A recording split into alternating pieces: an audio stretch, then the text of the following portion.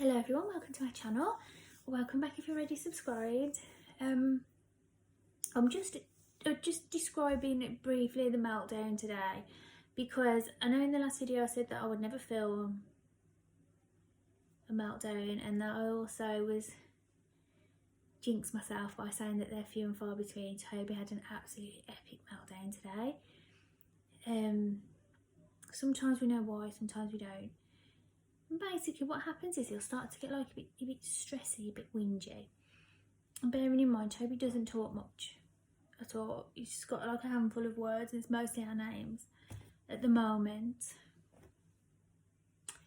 But so he's unable to tell me whether he's experiencing any discomfort, what's wrong, what's the matter with him, or anything like that. I have to work it out for myself. He was outside on the swing this evening, sort of like late afternoon, early evening, and I'd had the pool out today because I'm a pushover and he really wanted the pool out, even though I kind of felt like it wasn't quite, it's not like it's been warm, but it hasn't been like a scorching hot day. Usually I'd only get the pool out when it's like a heat wave, because he wants to sit in it all day. And he seemed to be getting a bit chilly, so I started to empty the pool. And then I don't know whether that upset him or not, really. It's so hard to say when you can't tell me. But anyway, I started to get a little bit upset. He was sitting on his swing, and he had actually got his water beads. We always go to call them the brand name of them, which you're not allowed to do, are you? And it's not them. And they were occupying him. I could see he really wanted to play with them, but I could also see something else was bothering him. So at first I just thought, well, he'll calm down in a minute. He's just, because he didn't sleep very well last night either, so he's like a bit tired. I thought maybe he's just feeling a bit tired and a bit like grumpy, as we all do on an evening. And then it'll sort of start to escalate from there. Now I can tell quite well now, because I know Toby like the back of my hand. We're 9 years in, so I know when it's gonna blow up and when it's just like a little bit of whinging that's gonna pass.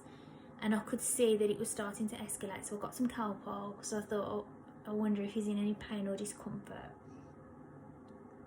Toby has Calpol probably once or twice a month, just purely because I don't know if he's in pain or not.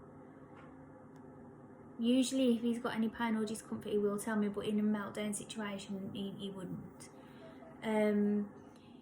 Then it sort of like started to get a bit worse, with a few tears, started to really cry. He bashes a lot with like this part of his wrist here. He bashes it onto things, and he's had a couple of times had bruises on that part of his wrist. He bashed himself so hard. But part of the difficulty with an autistic meltdown is as it's escalating and as it's building, it's like he's getting further and further away, going further and further like into himself. So the more upset he gets, the less likely I am to be able to reach him. Basically, it's like his brain just, parts of his brain just shut down for a while, and the meltdown just completely takes his body over. So it's like he can't hear me. He wants me nearby but doesn't want to be touched. He wants to hear the sound of my voice but doesn't seem able to understand what I'm saying. Whereas most of the time, actually, although Toby doesn't talk much, he understands pretty much everything that you say. Anyway, because I'd emptied the pool, and probably because I got it out on a day that wasn't like quite warm enough as well, the grass was like, it had gone really muddy. And once I could see that it was going to get out of hand, I decided just to take him in the house. Now, if we've got people in the house who are less familiar with Toby, I would have done that a lot sooner. I would have done that at the first sign of there being a problem. But because it was just, the only people here were my brother, my sister-in-law, Madison Jay, obviously Lydia, my mum, and so I just thought, I'm going to just I'm going to see if I can subdue it here. Whereas usually, if there's people around who don't know Toby too well, I don't like anybody judging. I don't like the idea of anybody going away and talking about him. I don't like the idea of anybody, even if it's like not that it would be negative, because anybody who was like that wouldn't even be in my house. Because I am quite badass these days, and I would tell you to leave. And you know, I don't want to kill anyone, but I wouldn't necessarily put it past me. If there were, you know, if anybody was to say anything along the lines of like, I don't know, you put up with that or anything like that, that would really, yeah. That especially if it was midway through, because I get really stressed out as well. I was sweating. I was manhandling him, because basically what happened was, because the grass was so wet and all muddy and everything, and the kids had walked all over it all day and stuff, it was like really slippy. So because he was stressed out, he was jumping in it and he was like stomping in it when I decided it was time for him to go into the house, which is, it's quite difficult, because I can just like keep tapping him and saying, Toby, come on, we're going in the house now, time to go in the house, and I can sign it to him, but I mean, he doesn't see me and he doesn't hear me, so it does take him a lot longer to kind of absorb what I'm trying to tell him. But the only other things I really say to him once we've reached that point is, it's okay and Mummy's here for you, don't worry, I'm going to help you, and that I'll just say that over and over and over again, because and anything at all, any kind of instructions, questions, anything like that, it just makes it worse. Just for placing any kind of demand on them at that point, it's totally pointless, just makes it 100 times worse. He just needs, like, all he needs me really to do is to just keep him safe, let him know he's safe. He does like me to stay nearby and he does like to hear my voice, so I just sort of repeat the same thing over and over again. But anyway, the reason why usually I wouldn't be too, I find it upsetting. I don't like to see him upset, and I can see that he's having discomfort, so you know, I do find it upsetting, but I wouldn't like panic too much, because like I said, we're 9 years in, I'm well practiced, and I would know that in the next 10 minutes he's likely to calm down and it just go away as though nothing happened, and Toby's back to his usual happy self. So, but today he started to run on the mud, jumping in the mud. He started to run on the mud, slipped, that upset him, so he got up, started to run again, slipped again. I thought he was going to break his leg, honestly. It was really upsetting to watch.